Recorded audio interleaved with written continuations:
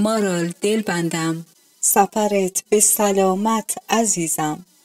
خیلی مراقب خودت باش، لحظه لحظه به یادتم، دست عشق نگهبان وجودت.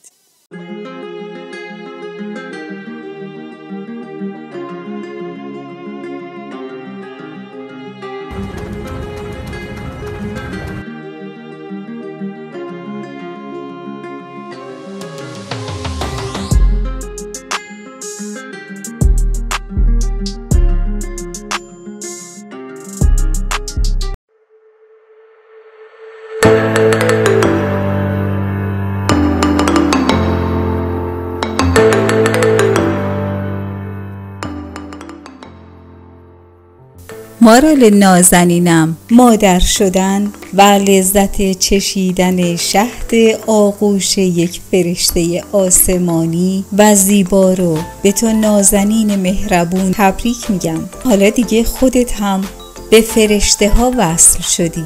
امیدوارم در مسیر سخت ساختن یک انسان کامل موفق باشی.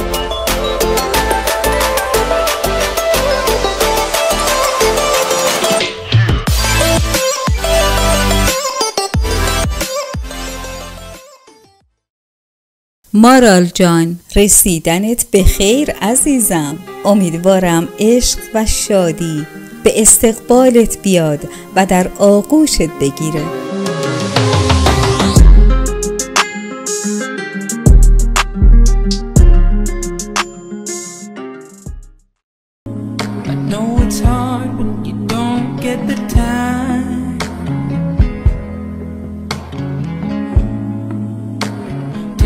The things you gotta do,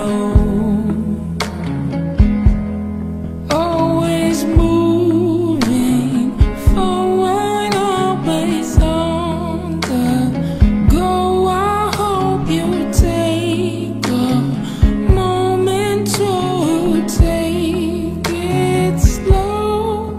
مارال، مهربون با گذشتم، جدایی و عبور از مرحله سخت زندگیت و ورود به مرحله جدید رو هرچند به سختی و مرارت به تبریک میگم. خبر خوش این که تو دیگه اون آدم سابق نیستی. پس با این آدم جدید زندگی جدید و پر از عشق رو دوباره آغاز کن. دست عشق به همراهت، نازنینم. Know sometimes that it doesn't make sense.